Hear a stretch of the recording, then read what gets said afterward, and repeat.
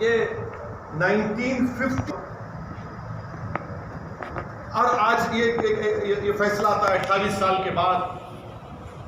हम आज भी कह रहे हैं अगर ये मस्जिद नहीं शहीद होती तो क्या 9 नवंबर का सुप्रीम कोर्ट का फैसला आता था? सारी दुनिया ने देखा कि जो लोग मस्साम में खड़े होकर स्पीचेस दे रहे थे, लोगों को उकसा रहे थे, उनकी मौजूदगी में क्या ये बात सच नहीं है कि सीबीआई की चार्जशीट में एक विटनेस ने कहा कि कल्याण सिंह उस वक्त के चीफ मिनिस्टर ने कहा कि रोक कंस्ट्रक्शन पर है, डिस्ट्रक्शन पर नहीं है। वो भी आप नहीं मानेंगे उसको?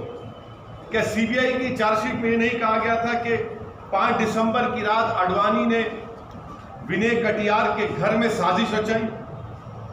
क्या ये बात सच नहीं है कि आडवाणी ने कल्याण सिंह को कहा कि उस साजिश नहीं हो जाती?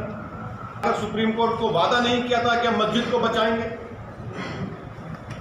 ये फैसला मुझे कहना पड़ेगा कि ये judgement satisfies the collective consciousness of Hindutva and its followers and its ideology. ये जजमेंट का यही है। किसने तोड़ा फिर मस्जिद पे?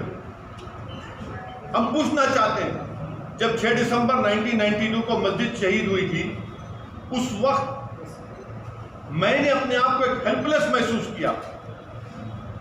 मैंने अपने आप को अपने लिए ह्यूमिलिएशन समझा कि मैं अपनी अब शर्म महसूस हुई कि मैं अपनी मस्जिद को बचा नहीं सक रहा हूं, और आज आप ऐसा फैसला देते हैं। तो फिर आखिर इतना सब जो इन्वेस्टिगेशन हुआ, कैसा क्या हुआ? एक और बात आपको समझने की जरूरत है कि आडवाणी को हाईएस्ट सिविलियन अवार्ड दिया गया बीजेपी गवर्नमेंट तरफ से, एक्यूज हैं। तभी हमने कहा था कि देखो, मैं प्रेस कॉन्फ्रेंस में कहा था कि आडवाणी को ये हाईएस्ट सिविलियन अवार्ड दिया जा रहा है। आज उसका नतीजा हम देख रहे हैं।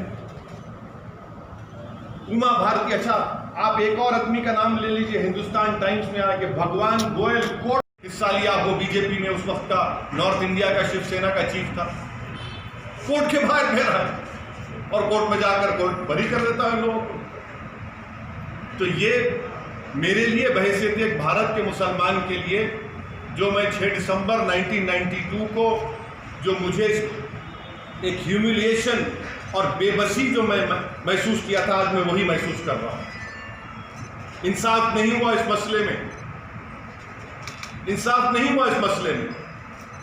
जिन लोगों के इशारे पर, जिन लोगों की मौजूदगी में, जिनके तकारीर के जुमलों पर ये वायलेंस, तशद्दुद हुआ, क्रिमिनल एक्ट जिसको सुप्रीम कोर्ट ने कहा, आज वो पूरे के पूरे बरी हो गए।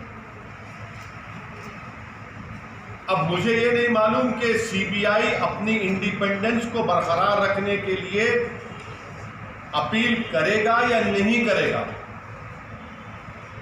और मुझे ये भी नहीं मालूम कि अगर अपील करेंगे तो कितना टाइम लगेगा अपील की सुनवाई के लिए।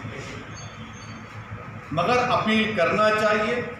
ये नाइंसाफी पर मबनी है, बिल्कुल नाइंसाफी पर मबनी है। इसको कोई भी सही सोचने वाला भारत का शहरी इसको सवाल करेगा कि भाई ये क्या इंसाफ हो रहा है? क्या ये इंसाफ हुआ? हरगिज़ इंसाफ नहीं हुआ। सारी दुनिया जानती है, सब जानते हैं कि बीजेपी, आरएसएस, विश्व हिंदू परिषद, शिवसेना, इन तमाम की मौजूदगी में और साथ ही साथ कांग्रेस पार्टी, इसकी जड़ कांग्रेस पार्टी है। इनकी हुकूमत में मूर्तियां रखी गई, इन्हीं की हुकूमत में राजीव गांधी ने ताले खुलवाए, शिलान्यास किया। इन्हीं की हुकूमत थी कांग्रेस की जब मस्जिद शहीद हुई, और आज ये फैसला आता है। इसीलिए मैं मानता हूं कि ये हमारी भारत की अदालत की तारीख का एक काला दिन है। कोर्ट, देखिए, सुप्रीम कोर्ट का फैसला आखिरी होता है। ये तो फैसला आखिरी नहीं ना, और कोर्ट के फैसले को नहीं के खिलाफ या उससे डिसएग्री करना कोई कंटेम्प्ट नहीं है। मैं तो आपको तमाम दलाइल दे रहा हूं, ये तमाम दलाइल दे रहा हूं। कैसा फैसला दिया वही तो हम पूछ रहे हैं। वही तो हम कह रहे हैं कि आप ही की चार्जशीट में आप ये लिख रहे हैं कि कल्याण सिंह ने कहा कि रोक कंस्ट्रक्शन पर है, डिस्ट्रक्शन पर नहीं है। उमा भारती ने कहा कि एक धक्का और दो। आडवाणी को, मुरली मनोहर जोशी को, उमा भारती को, बाल ठाकरे को, राजीव गांधी को शोहरत कैसे मिली पॉलिटिक्स में भारत में? इसी वजह से मिली ना। इनको पॉलिटिक्स में अगर शोहरत मिली, सत्ता मिली, कैसे मिली? इसी वजह से तो मिली कि आपने हमारी मस्जिद के ताले खुलवाए, मूर्तियां रखी और हमारी मस्जिद को शहीद किया आपने।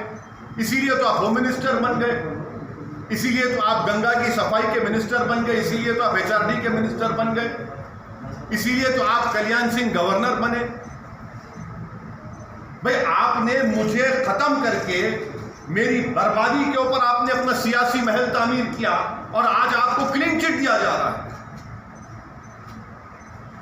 आज आपको क्लीन चिट दिया जा रहा है, ये अफसोसनाक बात है। तो आगे क्या करने का विचार है सर? आगे अब ये देखना है कि CBI अपनी इंडिपेंडेंस को बरकरार रखने के लिए अपील करेगी या नहीं करेगी। और अगर CBI नहीं करती तो मैं मुस्लिम पर्सनल लॉ बोर्ड के जिम्मेदारों से अपील करूंगा कि वो इसके खिलाफ अपील करें। फैसला आता है और लॉ मिनिस्टर, आप बताइए क्या पैगाम दे रहे हैं आप उन लोगों को जो भारत की। हर कोई आज एक दिली तकलीफ और दर्द को महसूस करेगा जो भारत के संविधान और भारत के डाइवर्सिटी, भाईचारगी, प्लुरलिज्म पर जिस किसी को आज भी अटूट भरोसा है और यकीन है। आज का ये फैसला CBI कोर्ट का भारत की अदालत की तारीख का एक काला दिन है। और मैं इसलिए कहता हूँ क्योंकि सुप्रीम कोर्ट ने, अंग्रेजी में कहता हूँ कि सुप्रीम कोर्ट ने कहा था कि it is an egregious violation of rule of law. और सुप्रीम कोर्ट ने ये भी कहा था कि ये calculated act of destroying a public place of worship. अब मैं ये समझने से कासिर हूँ कि अगर सुप्रीम कोर्ट ये कहता है कि egregious violation of rule of law, तो क्या कोई जादू से मस्जिद को शहीद कर दिया गया था 6 दिसंबर को? क्या कोई जादू से वहाँ पर 28 और 29 दिसंबर की रात 49 में मूर्तियाँ रखी गई थी? क्या कोई जादू से उसके ताले खोले गए थे जब राजीव गांधी प्राइम मिनिस्टर थे? इसीलिए मैं कहता हूँ कि सुप्रीम कोर्ट ने जो बात कही